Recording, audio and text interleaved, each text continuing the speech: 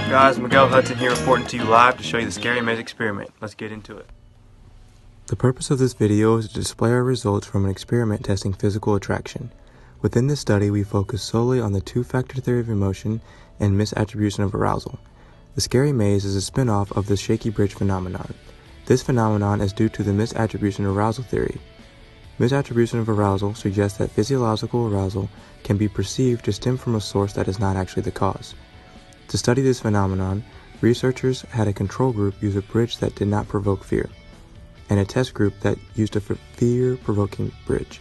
After individuals crossed that bridge, they were asked to rate a person on how beautiful they thought they were. Their research shows that the fear-provoking bridge subjects rated the person higher than that of the control.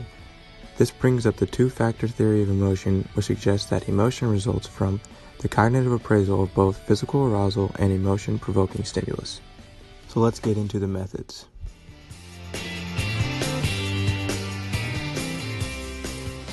Alright guys, so for our shaky bridge phenomenon or our fear-provoking stimulus, we use an app called Scary Maze.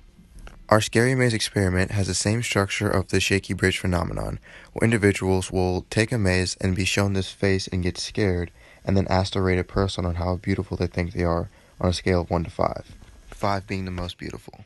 It's crucial to understand that we told our participants that they were being timed on how fast they can complete the mazes. This video is a short video of how long it takes to complete a maze, but our participants took quite some time to complete the maze itself. For our study, we had 3 participants take the maze and get scared, and we had 3 participants be the control group and were just asked to rate the person on how beautiful they thought they were. This would allow us to compare the data of the people that took the maze and got scared to the people that just were asked to rate the person on how beautiful they thought they were. Yikes, I hope that didn't scare you. As you can imagine, our group had a great time with this experiment. Before we get into some live footage, this is an example of the woman that we use in our experiment that was rated on a scale of 1 to 5. 1 to 5, 5 being the most beautiful. How would you rate this? 4. 4? Okay, perfect. As you can see, collecting data wasn't that bad. Although collecting data for the control group was not near as fun as collecting data for the Scary Maze participants. Let's dive into that. Last one. Yep, level 3. You gotta be careful because these little guys here are thinner.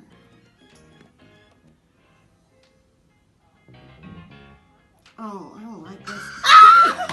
God damn it, you guys! That is Don't worry, no cell phones were harmed in the making of this video.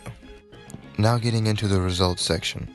Through our experiment, we found that our control group averaged the woman's beauty at a 3.3, whereas the Scary Maze participants had an average beauty score for the woman of a 5.0.